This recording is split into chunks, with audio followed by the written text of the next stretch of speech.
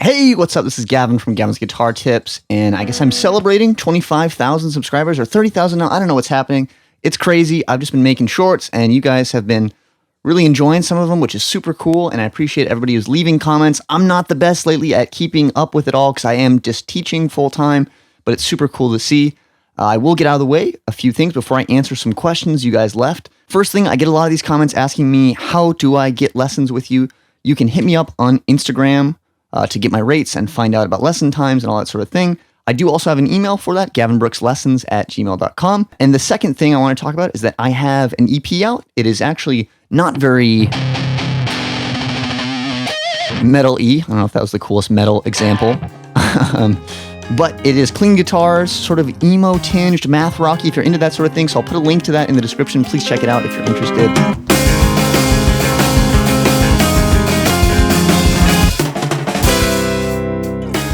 And without further ado, I'm going to answer some of your guys' questions. And I just want to say again, thank you so much for everyone who subscribed and supported so far. Joseph asks, what's my favorite guitar? And I would have to say it's probably this one. I play it all the time. I have another Ibanez, which I will picture here, which is lovely. However, it has not a fixed bridge. It has a tremolo type system. And I just at some point stopped playing it. It was the one I played almost all of my guitar playing life, and I loved it to death. However, I just realized changing tunings on this Ibanez is super great. I'm not a huge gear guy. If I were to get another nice guitar, it would probably be an Ibanez. I know there are better guitars out there, but in general, if it's pretty playable, which I feel like all Ibanez tend to be, I'm cool with it. Shout out this one, Ibanez RGA32. Carla asks how I learned to play the guitar. So I started playing the guitar because my dad played. My dad is an acoustic player, not an electric player so much. But he started me off. He had an electric guitar, and he showed me, power chords and learning basic like AC/DC, Green Day, these sort of songs. And he showed me how to move a power chord around. There was a little bit of time I spent with a sort of music school that taught me basically more Green Day songs and basic Metallica riffs, these sort of things. I had a very good teacher at one point, Jean-Jacques Lamode, who I honestly did not take advantage of. I was with him for about 6 months or a year, and that's kind of when I lost my interest in guitar for the first and only time, I guess, and I was more interested in electronic music for a while. So I really got good or better at guitar probably in the last 8 years of my life, and just through a ton of practice and loving music around the electric guitar. Tobias asks, what are ways for beginners to create licks with basic theory knowledge, and how does one take inspiration from a song? Okay, this is a good question, Tobias. So the thing is, it sounds crazy, but we have to really believe in the notes. We have to believe that there's a lot there. So for example, if we just look at part of a minor pentatonic, we have to, even just with 4 notes,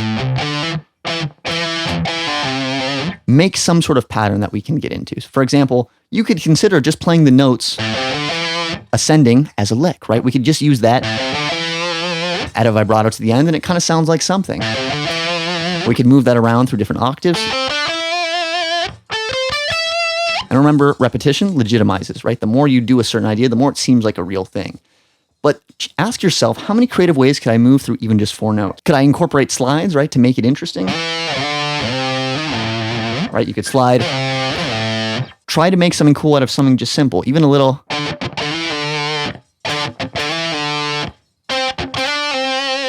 That's a lick, right? And the key is just practice it in different positions and start to develop your library of them. Cool? Ioana Mokanu, hopefully I'm not butchering that name, asks me, who's my favorite guitar player? And oh my gosh, there's so many fantastic guitar players. I have to mention Ichika Nito, formerly known, I guess, as Ichika Mo or Ichika Fukui or something like that. I saw him in 2017-ish for the first time, and his old stuff, so shreddy, so ridiculous. When he still had some more metal-y focused stuff back then too. Just one of those guys you see, and his technique is incredible, and his melodic sensibility is really nice. I'm also super inspired by Shure from Galnerius, Japanese power metal band. But oh my God, he is just so melodic in his playing. He's really shreddy, but writes the best melodies, I swear, of any band. And that reminds me too of Michael Romeo of Symphony X. Incredible guitar player, but also a great composer. That's the thing, is not just a great guitar player. If you compare Michael Romeo to Yngwie Malmsteen, very similar neoclassical, I shouldn't say very similar, but they both had that neoclassical flair, right? However, Yngwie's got the chops, but I'm not a huge fan of Yngwie's music or compositions, right? Whereas Michael Romeo from Symphony X, I think, oh my God, he's made so much wonderful music that happens to have cool guitar solos in it, right? We could also mention a lot of tech death or brutal death metal guitarists. You got to shout out the guys from Archspire, Defeated Sanity, Spawn of Possession. I'm sure I'm forgetting some now, but there's so many cool Necrophagist, all the classic Obscura, the faceless tech death bands have really cool guitar players in them. Okay, so this is where I forgot some other shout outs for great guitar players. You got to check out Sean Lane and Alan Holdsworth, really great sort of jazz fusion-y style guitar players. Just absolutely incredible. Retrex asks, do I want to grow my hair any longer? Not really. I kind of like where it is. I'm almost thinking of chopping it just a little because it's starting to get a little, not harder to manage, but something like that. I don't know. At a certain point, it's quite inconvenient because it blows around a lot. And then it gets long enough and it kind of has some weight to it and it doesn't really get in your face anymore. Doesn't blow around much. So there's a sweet spot probably. I'm still learning. Ooh, Luca asks, how do I restring a guitar without constantly wasting money on strings? Okay, this is one I'm 100% not sponsored. I would love to be sponsored. Elixir, hit me up. I relate to this so much. So I'm a huge advocate of Elixir strings. Not sponsored again, but what's nice about Elixir strings is that they are coated. I know other string brands have coated strings, but there's a small, chemical or some kind of thing coating it that makes it sort of anti-rusting. A normal pack of Ernie Ball strings, I will just wreck immediately. Man, give me like 3 hours of really intense playing with Ernie Balls. They're already going to feel gross. They're going to be way harder to slide with. Elixirs, like if I literally had to compare the lifespan I get out of an Elixir pack versus Ernie Ball, it's probably like 20 times. It's ridiculous. Like if I use Ernie Balls and I really play them 5 hours, I want new strings for the coiled strings. They're about twice as expensive as normal strings, and they're worth it, dude. You will not have to change strings as much, I swear. So I received a question from Adam saying, do you need to learn guitar theory to be a shredder, able to sweep 3-note per string runs, legato tapping, etc.? You don't need to learn theory. And we know this because you can just learn guitar solos from songs, right? And those are going to have tons of challenging things we can do technique-wise. If you want to improvise and be a shredder and just make stuff up, you might need some theory. You're going to run into theory unconsciously or not because you're going to need to run through scale shapes, which is just playing notes and key. And you might find those without somebody telling you. You're going to find them naturally, right? So I'd say it depends. If you want to be a great improviser, it probably helps a lot to know your options with theory. And I would say above all, just don't be afraid of it. It's really not too much to learn if you approach it the right way. And it's not going to really hurt you, I would say. Adam also asks about learning through songs versus learning through strict exercises. So practicing downpicking by playing Master of Puppets versus strictly downpicking the open low E for some arbitrary time. The thing is, a mix of both I think are good because if we only practice exercises, we are divorced from real music, right? If we're just going,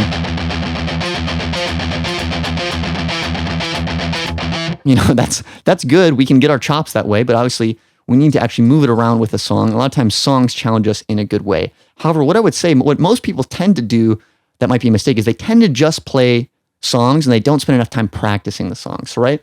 What I would do if you're learning Master of Puppets is play through the song once, your first time, and then notice, really pay attention, record yourself. What were the areas that you made mistakes on? What were the areas that you could do better on? Make a list of the toughest spots, and it might even be just a small moment. It might be transitioning from one bit to another, right? And then build practice exercises out of your weakest things and spend 20, 30 minutes with a metronome just working on those moments, right? If there's this is a hypothetical thing, right? But if there's a transition in a song going, if that's the hard bit, right? This jump, right? What I would do is build an exercise out of that, put our metronome on,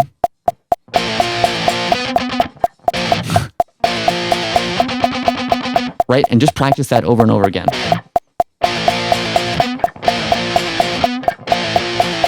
That transition, whatever it is, the tricky part, right? And then once you've done that for 20 or 30 minutes, go back to your song and you'll find it's way easier, way more doable. This guy asks, what is one of my favorite riffs or licks to play? It's probably this one, the verse riff from Struggle for the Freedom Flag by Golnarius.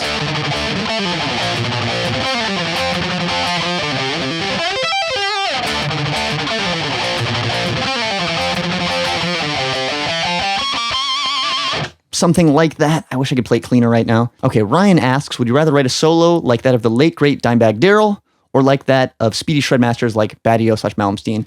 Definitely Daryl. Daryl just has so much attitude. Dimebag's insane. I probably play more like a Malmsteen type thing. That's more of how I practice. I've never even learned a Pantera song. I listened to the Cowboys from Hell CD a ton when I was a kid, but definitely Daryl. 205 Wild Action says, what's my favorite Nile song? Favorite Symphony X song? Great bands. Everyone check them out if you don't know them. Nile, probably Burning Pits of the Duat. Or maybe Lashed to the Slave Stick.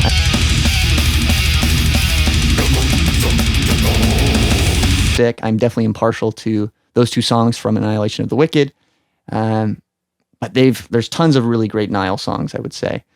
Symphony X, it's a tricky one. See, when I was younger, I was more into the very speedy, newer songs. Like I really loved Eve of Seduction with that catchy lead riff from Paradise Lost.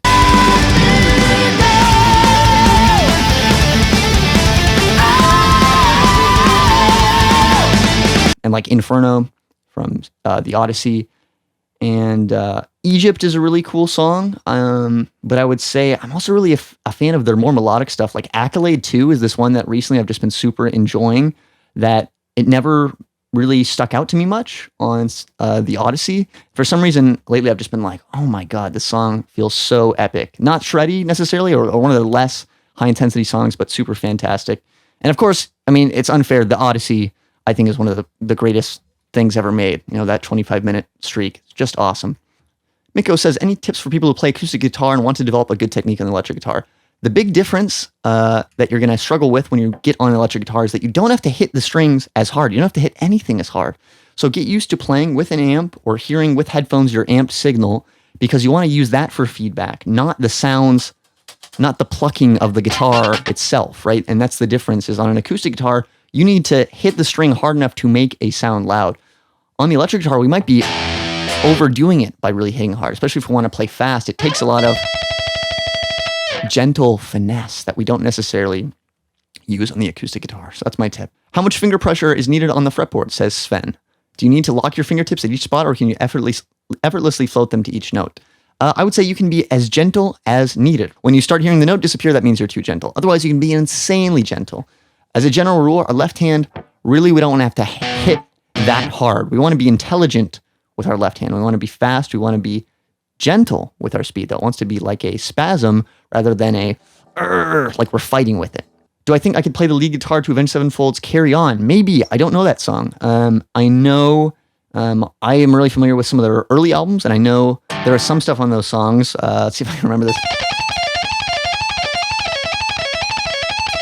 That is very hard picking wise. That probably, I don't even know if that was up to speed or correct, but there is some very hard stuff in Sinister Gates playing that I think is very cool.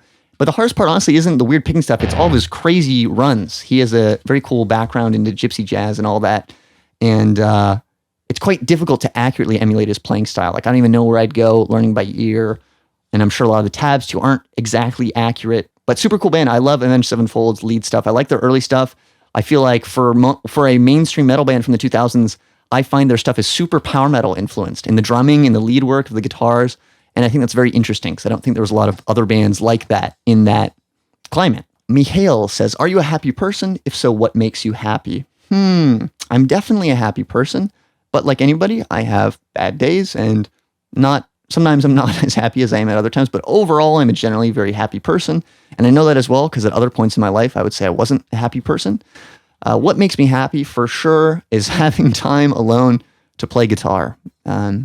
I do my best to make videos or to teach students, but really the blessing, the beautiful part is not with other people. I mean, it's fun if you can jam too, but really just being with yourself and really focusing, meditating, enjoying the guitar, enjoying the music, enjoying the sound, enjoying feeling connected to the instrument. That is such an awesome feeling for me. I get a lot of joy from music in general. And I think I get a lot of joy from people. I'm a people person, and I think everyone should be, because I think life is social. What are some important factors to keep in mind when looking for a good high gain metal tone for recording? Well, a big part of it is you'd be surprised how good a lot of tones sound that are quite simple, especially when things are double tracked. I actually used to do a lot of recording work. That was most of my job for a year and a half or so. And what I found is that the key really is just having a simple setup with clean, not too high gain. This is actually very high gain right now. I like it because it's fun. It makes my lead stuff very effortless and enjoyable. However, you don't need that much gain. You'd be surprised. Sometimes a lot of records that sound very heavy actually are quite low gain. They're just played very accurately and precisely. I don't know if I have an excellent tip for you besides to use your ear and continue to test too what it's going to sound like with the actual track, right? How does the guitar amp actually sound with the drums, right?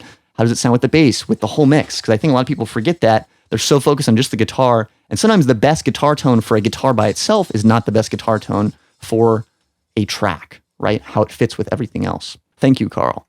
How should I place my right hand on the bridge to be able to both mute the strings and do picking correctly? Says Ingve Seriola.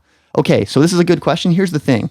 You want to make sure that where you're picking is not muted by your palm, but you want the strings below it to be muted, right? So nothing rings out, right? So if I'm playing this high E string, I want all those other strings to be muted except the high E string. And so the way I do that, if you look at the way my hand is kind of positioned, is that this part of my hand does the muting. I'm positioning it at an angle so that it's not muting the strings that are higher pitched, let me point correctly, than where my pick is. So what you do is you find a position that's nice, like right here, my A string is open, but my E string is muted, and it's muted by that little piece of flesh right there. And then once I find that position, what I'm gonna do is just move that whole thing through the strings, right? So each time it goes to a next string, same thing. That one's unmuted, but the ones below it are muted. And this is how you sweep cleanly, right? Is each time I hit the string, I'm moving my hand up and the muting shifts up as well on the right hand. I'd say the number one thing to adjust is this kind of angle. That might help you experiment with better muting. Tomek says, do you play in a band or have you been? I've played in a handful of bands, none of them quite successful, some of them to varying degrees of actually playing shows, some of them not playing shows, that sort of thing. As I mentioned earlier, I do have a little band project I'm a part of that right now we're just doing recordings. We might do live, who knows, at some point. I'm also playing bass right now because bass is also one of my loves. The things that make bass interesting, I don't really know how to show off in a short content yet, but bass has always been a huge part of my musical life. I've played bass in just as many bands as I've played guitar. So right now I'm playing bass in a sort of dissonant Black and Death band called Void Throne. And there's a record that should be coming out in a month or so. I'm sort of the newest person to join, and there's some cool bass lines on that. I'll definitely recommend that to you guys when it comes out. Otherwise, look out. I don't know. I would say I'm fairly young and I love music, and I'm hoping to be a part of a lot more projects ongoing in the future. Sweeping and how to sound clean sweeping. How to sound clean while playing fast. Again, I kind of just mentioned it. It's all about right hand muting. And then for sweeping, I recommend separate your hands. Practice just your left hand. And then practice just your right hand. And then marry them together. David says, which do you like more, creating music or practicing guitar like a sportsman, like doing a lot of exercises, learning difficult songs, learning a lot of theory? That's tough. They're two separate things. I love practicing guitar. I love putting on a metronome and just zenning out and trying to get better at a certain thing for a while. That is straight up enjoyable. And that's, maybe a bit of my mission is like to get people to give practicing a shot and like not have it be this scary thing. Cause I think a lot of people have a negative perception of practicing, like, oh, it's so boring and it sucks, but I would say, nah, practicing can be super fun. It can suck, but so can a lot of things in life. Now, creating music is a very different energy. I like creating music, but it's in a weird way, it can be more emotionally draining because if you're really emotionally engaged with the art that you're creating, which is a good thing, it gets weird. I don't know. There's other feelings and things at play that, for me at least, if I make really good art or stuff that I'm really proud of, you have to go to a place that's not like a horrifying type of thing, but it can be exhausting in a different kind of way than practicing is. Also very fulfilling in a way that practicing isn't. I would say though, compared to practicing, writing music gets a little harder as I get older because I've written a lot of music in my life. I've written a lot of music for other people who've hired me to write music for them, and your standards increase over time. So the music I would want to write today, I'm so much more picky about what I want than what I would have written 10 years ago. And so it makes it more of an effort, if that makes sense, because now I don't want to just write anything. I don't want to just write any black metal song or any death metal song or any power metal song. I want it to be a certain kind of way, which takes more energy from me. Easy Styles, thank you for the kind remarks. How long have I been playing? So I've been playing since I was 8-ish, 8, 9 years old, and I'm 23, 24. Am I 24 now? I'm a little confused about that. So 16 years, you could say, 15 years. I did not practice. I did not play much for at least 5 of those years. So really hardcore practicing, I would say 5 very hardcore practice years, and then some other years of playing and messing around, but really, yeah, 5, 10, 15 years, however you want to see it. My first instrument was guitar. I tried, I think I had brief piano lessons or something at some point, didn't stick until my dad showed me guitar, and my dad also introduced me to music. He introduced me to Van Halen. That was like the first time I heard music and thought, this is cool. I want to be a part of this. Is the spider crawl a good exercise, says Vile Icon? And this, I was never a person who practiced this sort of thing, but I've seen this where I think you go,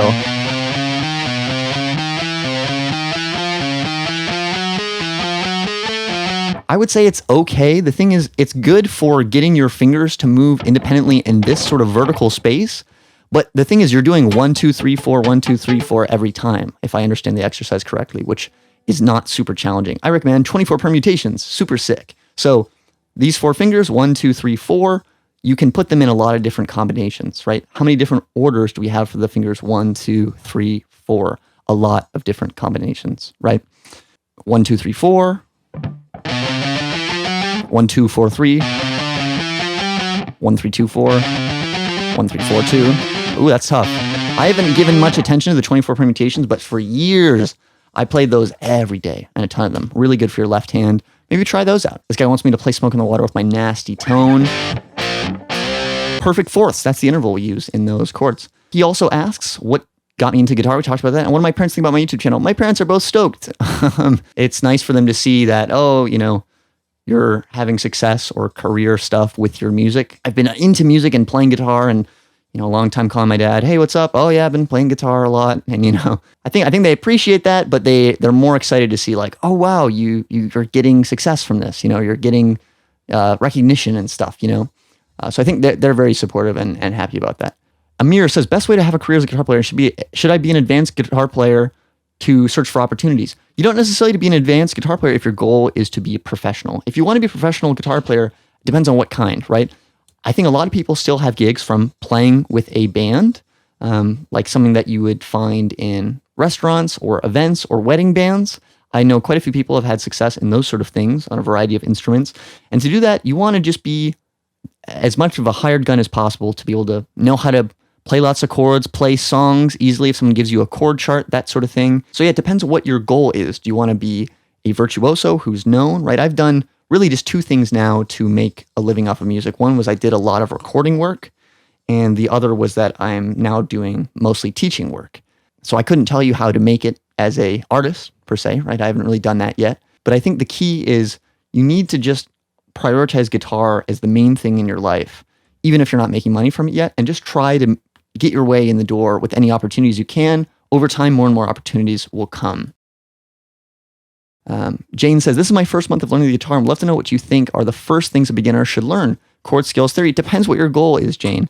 What kind of songs do you want to play is the question I would ask. Or what kind of music are you into, right? If you, for example, wanted to be a metal player, something I know a lot about, I would say scales, sure. Learn riffs from your favorite songs. Learn techniques like palm muting or hammer-ons and pull-offs, right? If you wanted to play a blues player, I would definitely say learn your pentatonic scales and start to learn how to jam. If you want to be a jazz player, definitely learn a lot of theory and learn it the right way. I don't know if I would learn it from me. I have a very practical approach to theory. I would say another good piece of advice is to really pay attention to your technique. Try to start zoning in on details. Notice, are there gaps between your notes when you play? What are the transitions like between going from one string to the next or from one chord to the other chord? Those are the things we don't necessarily notice as a beginner that will really help us out. Do we have unwanted noise? Where is it coming from? Can we stop that noise? These are all really good things to notice. Chester asks how to learn more about arpeggios. Learn about chords. What makes up chords? Because chords are arpeggios and vice versa. Arpeggios are just chords played slow. So know the formula for chords, right? Minor chord, root, minor third, fifth. And what we can do is we can take that and find it in different octaves. That's an arpeggio. And then there's going to be shapes for that too. Easier way to play those arpeggios, but that's the concept.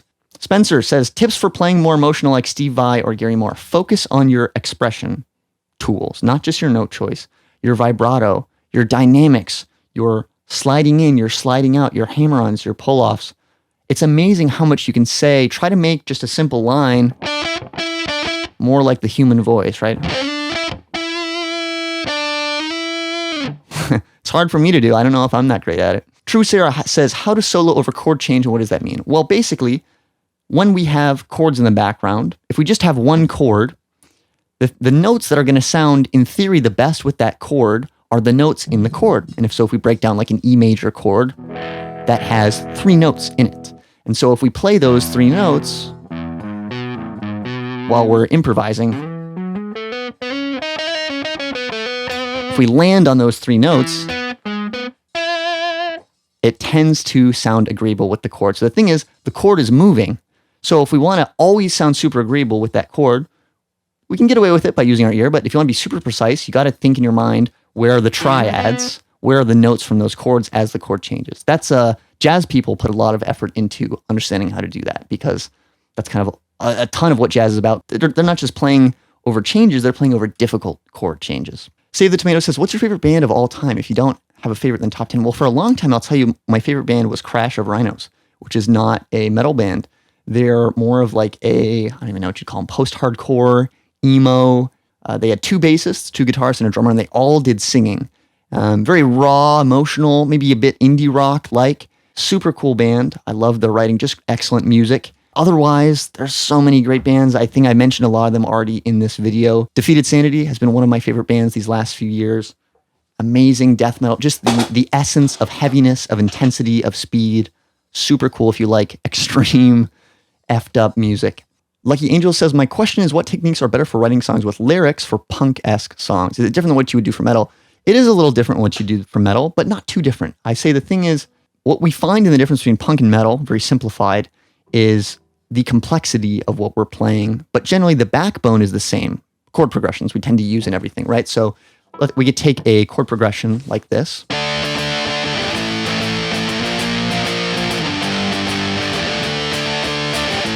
So if I'm playing a pop punk song, I might do something like that. I might also do a sort of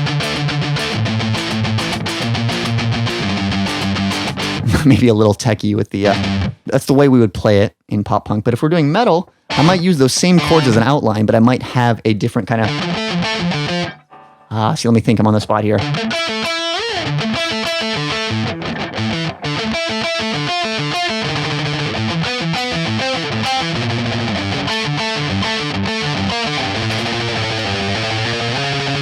Something like that. I improvised that. I'm not the best at coming up with stuff on the spot, but it's the way we would play it. We'd still kind of follow the same chord progression.